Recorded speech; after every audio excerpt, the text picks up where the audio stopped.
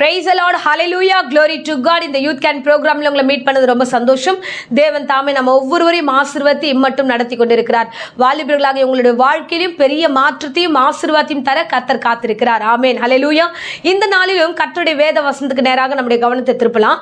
இந்த நாட்களில் தொடர்ந்து அநேகருக்கு எக்ஸாம்ஸ் போயிட்டு இருக்கு. எல்லாரும் ரொம்ப பிஸியா, எல்லாரும் அந்த எக்ஸாமுடைய மைண்ட் செட்லயே இருப்பீங்க.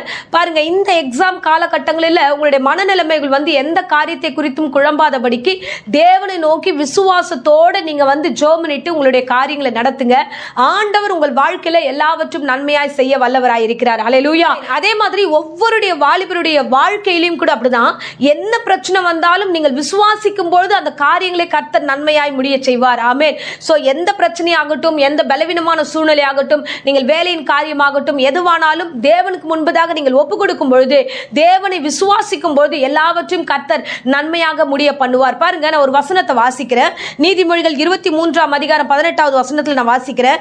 நிச்சயமாகவே முடிவு உண்டு, உன் நம்பிக்கை வீண் போகாது. ஆமென், ஹalleluya.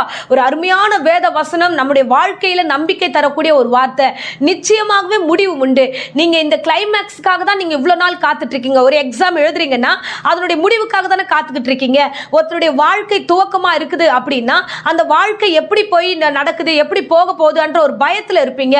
ஒரு வேலைக்கு போகிறீங்க, அந்த வேலையில எப்படி ஆண்டவரை நம்ம நடத்த போறாரு, வருமானம் சரியா வருமா வராதா அப்படின்ற ஒரு குழப்பத்தின் மத்தியில நீங்க முடிவுக்காக ஓடிக்கிட்டு இருக்கீங்க. யாரெல்லாம் இன்னைக்கு முடிவுக்காக ஓடிக்கிட்டு இருக்கீங்களோ, இன்னைக்கு உங்களுக்கான செய்தி தான். இந்த நாட்கள்ல நீ விசுவாசத்தோடு ஓடுங்க, நம்பிக்கையோடு ஓடுங்க. உங்களுடைய நம்பிக்கை வீண் போகாது. அதுதான் வேதம் சொல்ற. நிச்சயமாகவே உன் வாழ்க்கையில நீங்கள் ஓடுகிற, நீங்கள் போகிற, நீங்கள் பாதையில எல்லா வழியிலுமே கர்த்தர் நல்ல முடிவை வைத்திருக்கிறார். ஹalleluya. பாருங்க, யோசேப்பு என்ற ஒரு அருமையான வாலிபனை குறித்து நம்ம வேதாகமத்துல, ஆதியாகமத்துல நம்ம வாசிக்கிறோம். அதுல நம்ம பார்த்தோம்னா அந்த சின்ன பிள்ளைக்கு தரிசனத்தை கர்த்தர் கொடுக்கிறார். அதை அந்த வீட்டார்கள் அவன் கூட உடன் பிறந்தவர்கள் அந்த பொறாமையினால அவனை எகிப்துக்கு விற்று போடுகிறார்கள். இது நிமித்தமாக அவன் தேவ அபிஷேகம் பெற்று, தேவனுடைய ஆசீர்வாதத்தை பெற்று, தேவனால் முன்குறிக்கப்பட்டவன். அவனுடைய வாலிப வயதெல்லாம் கடந்து போகும்போது உபத்திர பாதையாகவே இருந்தது. அவனுடைய காரியங்கள் துவக்கம் அற்பமா இருந்தது, துவக்கம் பயத்தோட இருந்தது, பலவீனத்தோட இருந்தது, ஒரு பதட்டத்தோடவே அவனுடைய துவக்கம் போயிட்டு இருந்துச்சு. முடிவுன்னு பார்க்கும்போது அந்த எகிப்து தேசத்துல பெரிய ஒரு சேதம் வருகிறது, பெரிய அழிவு வரப்போகிறது, பெரிய பஞ்சம் வரப்போகிறது என்பது இந்த எகிப்தில இருந்த நம்முடைய யோசேப்பை கர்த்தர் எடுத்து பயன்படுத்தினார். அவன் சொந்த தேசத்தில் இருக்கும் பொழுது எல்லாராலும் நசுக்கப்பட்டான். தேவையில்லாத சொந்தங்களால அவன் விற்கப்பட்டான். பல இன்னல்கள், பல பிரச்சனைகளுக்கு மத்தியில எகிப்துக்கு வருகிறான். ஆனா எகிப்துல அவன் இருக்கும் பொழுது அங்கே இருக்கிற ஒரு பெரிய பிரச்சனைக்கு, எகிப்துல இருக்கிற பெரிய காரியங்களுக்கு உதவியா யார் இருந்ததுன்னா யோசேப்பு தான் இருந்தான். பாருங்க, துவக்கம் கடினமா இருந்துச்சு. ஆனா அவன் முடிவு எப்படி இருந்ததுன்னா, அந்த தேசத்துக்கு அவன் அதிகாரியாகவே மாறுகிறான். ஆண்டவராகிய கர்த்தர் அவனை எடுத்து பயன்படுத்தினார். பாருங்க, துவக்கம் கர்த்தரா இருந்தா உங்களுடைய வாழ்க்கையில முடிவும் அவர் தான் இருப்பாரு. சோ துவக்கத்தை கர்த்தர் நடத்திட்டாரு. இனி முடிவு நம்மளா பார்த்துக்கலாம், நம்மளா செஞ்சுக்கலாம். இந்த பிரச்சனை நமக்கு சரியா வராது, இது நம்ம பண்ணாதான் உண்டு, இது ஒரு மாதிரி போயிட்டு இருக்கு அப்படின்னு பிரச்சனைகளுக்குள்ள நீங்க கடந்து போகிறவர்களா இருந்தீங்கன்னா, இல்ல வீட்டின் சூழ்நிலைகள் எல்லாம் பார்த்து நீங்களா ஒரு முடிவு எடுக்கிறதா இருந்தா, இல்ல உங்களுடைய எக்ஸாம் காரியத்துல இந்த மாதிரியால படிக்கலாம், இந்த மாதிரி எல்லாம் தேவையில்லாம நீங்களே உங்களை போட்டு குழப்பிக்கிறதா இருந்தா இதுல இருந்து கொஞ்சம் விலகி இருங்க. தேவன் கையில கொடுத்துருங்க. எல்லாமே பிரச்சனையா முடியுது, எல்லாமே ஒரே குழப்பமா முடியுது, முடிவே சரியில்லைன்னு போது இன்னைக்கு நான் சொல்றேன் பாருங்க, துவக்கம் கர்த்தர் தானே, நீங்க விசுவாசித்த தேவன் தானே, அந்த விசுவாசமுள்ள தேவன் உன் நம்பிக்கை அந்த நாட்கள்ல எப்படி இருந்ததோ அந்த நம்பிக்கை உறுதியா பற்றி கொள்ளுங்க. முடிவு சம்பூர்ணமாய் முடியும். அதுதான் அந்த வசனத்துல நம்ம முடிக்கிறோம்.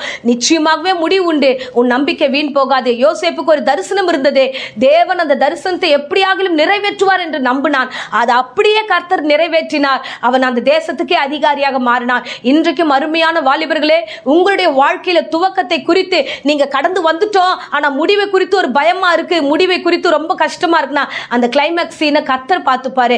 எதுக்கு நீங்க கவலைப்படுறீங்க? ஃப்ரீயா விடுங்க, தேவனை நோக்கி ஓடிக்கிட்டே இருங்க. இது உருண்டு பிறண்டு போகிற வயதா தான் இருக்கும்.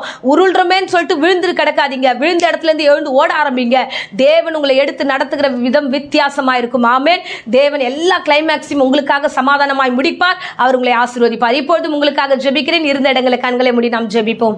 அன்பு தெய்வமே, இந்த அருமையான தருணத்துக்காக நன்றியோடு உம்மை ஸ்தோத்திரம் பண்ணுகிறோம். ஆண்டவரே, இந்த நாளில் இந்த பிரசங்கத்தை கேட்ட ஒவ்வொரு பிள்ளைகளையும் நீர் ஆசீர்வதிப்பீராக.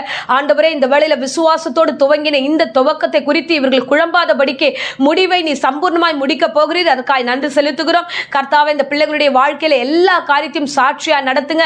தேவையற்ற டிஸ்டர்பன்ஸ், தேவையற்ற பலவீனமான சிந்தனைகள், ஆண்டவரே, முடிவை குறித்ததான குழப்பத்தின் ஆவிகளை இயேசுவின் நாமத்தில் சபித்து கட்டுகிறேன்.